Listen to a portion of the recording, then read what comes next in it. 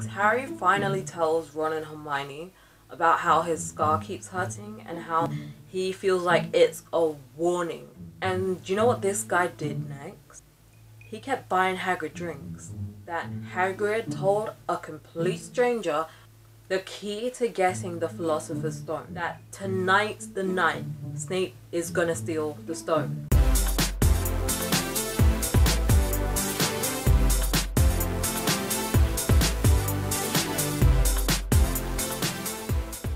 Hey guys! Today I'm going to be reacting to Harry Potter and the Philosopher's Stone by J.K. Rowling. But first, if you're new around here, listen up, because I've got a little secret for you. I'm not just any YouTuber. I am Starlet the Starlet, and I'm a writer. So I don't just react, I review. And the way I do it is simple. If I like something, I add a point, starting from last video's total, and if I don't, I take one off. Now as y'all can see, I've got a couple of friends here with me. These are the girls, Angel and Glitter, and this is my little boy Seth. Right, let's jump in. Harry and Hermione and Neville all had their owls deliver notes to them saying, your detention will take place at 11 o'clock tonight, because they're not just going to be working with Hagrid. He's taking them into the Forbidden Forest.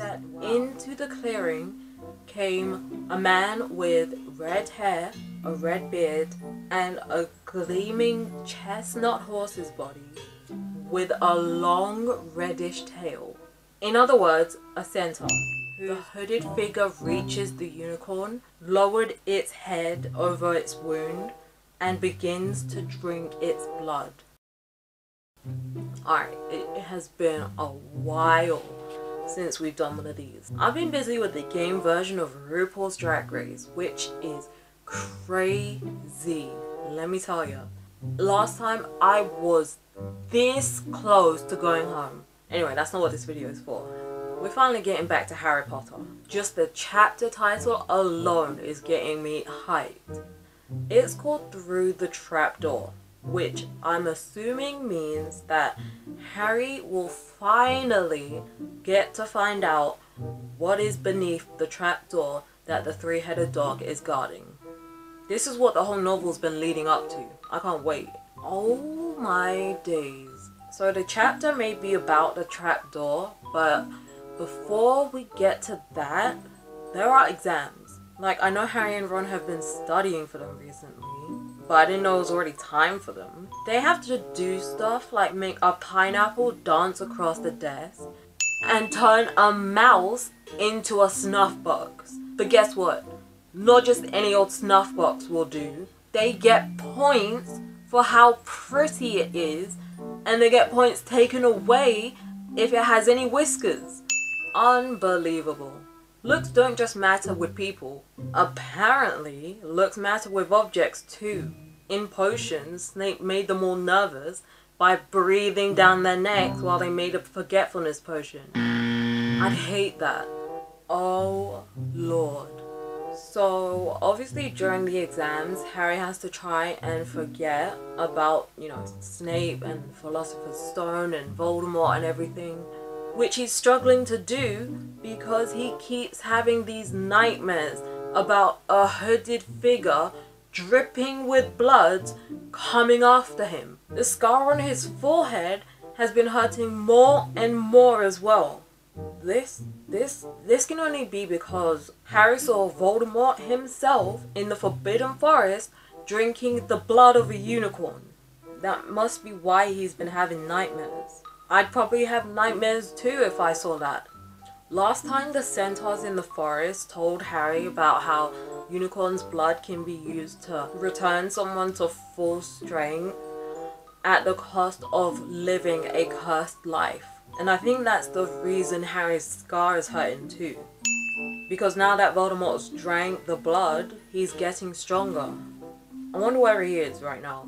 Like, how close to the Philosopher's Stone is Voldemort at this current moment? Oh, okay, so Harry, Ron and Hermione get through their exams okay. and they have a week till the results come, so now they can relax. It says that Hermione has always liked to go through her results immediately when she got them, but Ron said that doing that always made him feel ill. I've definitely been there. I remember when I got the results of my final exams, I was so stressed about them that I'd convinced myself I'd failed without even looking at the paper. I literally did not want to look at the paper and see that my worst fear was true. The worst part was that I was only stressing over one exam, maths, which is my worst subject. I literally went to pick up my results, then headed straight to my local shopping centre to buy some new study guides for me to retake my test. Like I said, at this point I hadn't even looked at my results yet. It was only on the way there to the shopping centre that I thought, alright, wait, maybe I should have a look before spending money.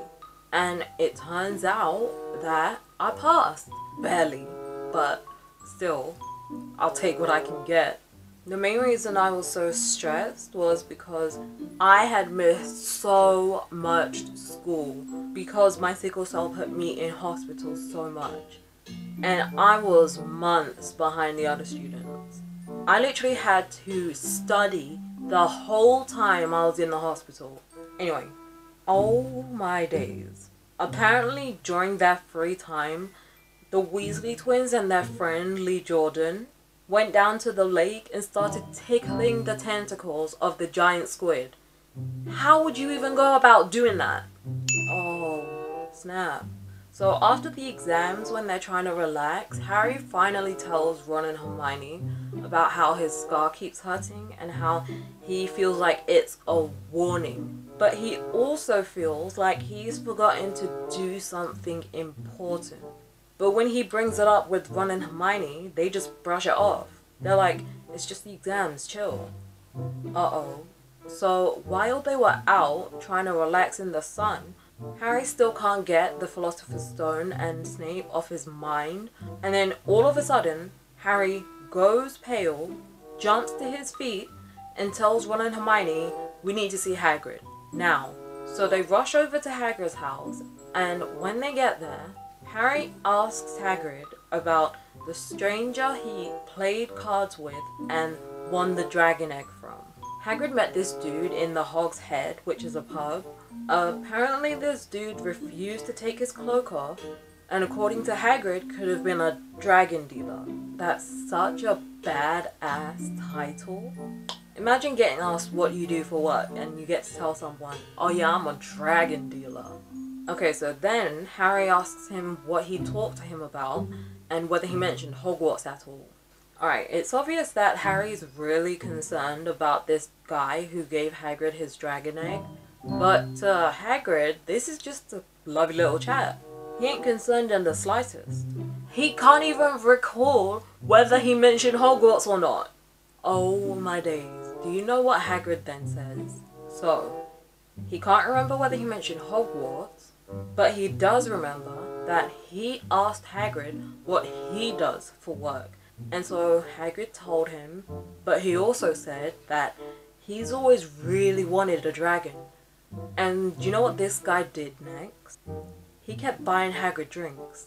That's such a bad sign. But anyway, that's the point when this mysterious man in the cloak offered to play a game of cards for it. But he also said that he needs to be sure Hagrid can handle this dragon, because he doesn't want it to go to just anyone. Now, even though we know that's not true at all, Hagrid wasn't really able to handle it, but Hagrid told him that after looking after Fluffy, the three-headed dog guarding the Philosopher's Stone, he can look after anything.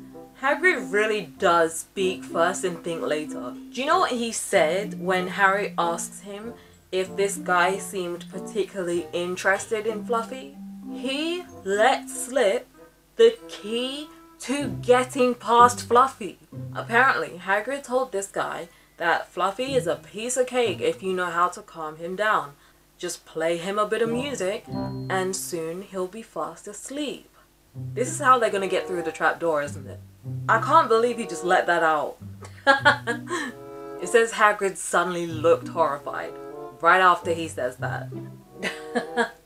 He's like, I shouldn't have told you that. Anyway, after that, Harry, Ron and Hermione leave.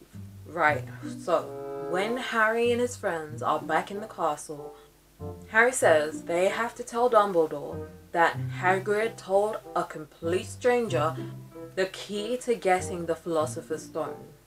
Just as they're trying to find out where his office is, they run into Professor McGonagall, who obviously asks what they're up to. And so they tell her the truth and then regret it. Harry says they are trying to find Dumbledore, but that it's kind of a secret too. But when he said that, Professor McGonagall's nostrils flared. She was not happy and tells them that he left 10 minutes ago. Apparently he received an urgent owl from the Ministry of Magic and flew straight to London. Harry tries to tell McGonagall that this is important, and she's like, what you have to say is more important than the Ministry of Magic, Potter? Oh snap. Harry throws all caution to the wind and's like, look, Professor, this is about the Philosopher's Stone. Someone's gonna try and steal it. That's why I need to speak to Dumbledore. Which shakens McGonagall to her core. She drops all the books she was holding and is like, how do you know about that? But then regains some composure and tells Harry the stone is safe and that Dumbledore will be back tomorrow. She suggests that they all go back outside and enjoy the sunshine, which they ignore. Once McGonagall's gone, Harry tells Ron and Hermione that he is certain that tonight's the night Snape is gonna steal the stone. He's found out everything he needs to know. Oh snap. He also thinks that Snape is the one who really sent that note to Dumbledore, just to get him out of the way so he can get to the stone. No way. Do you know who turns up just as Harry says that? Snape himself. This is getting juicy, y'all. And do you see how close we are to the end? We've only got a few more episodes of this. But that's all I have time for today. I hope you guys enjoyed this video. If you did, make sure to give that like button a little kiss and subscribe to become a Starlet. Don't forget to follow me on Snapchat, Twitter, Instagram and Tumblr. And if you have read something you want me to react to, let me know in the comments. I'll see you guys later. Bye!